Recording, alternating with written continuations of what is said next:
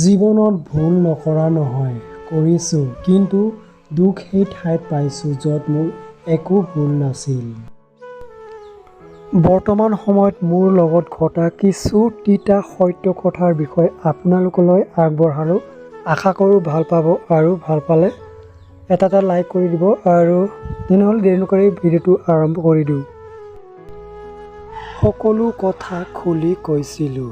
আজি সেইজন মানুহেও মোৰ পৰা আঁতৰি গ'ল। গতিকে এতিয়া আৰু বিশ্বাসনো কাক কৰিম?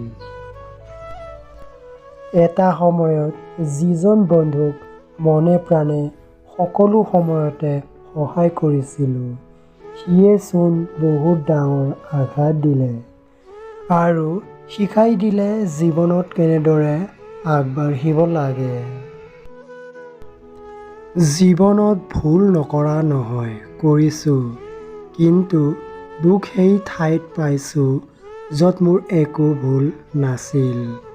জীৱনে এটা কথাই শিকালে, মিছাবোৰ বিয়পাবলৈ সময় নালাগে, কিন্তু সঁচাবোৰ প্ৰমাণ কৰিবলৈ বহুত কষ্ট কৰিব লগা হয়। এয়াই জীৱনৰ বাস্তৱ সত্য।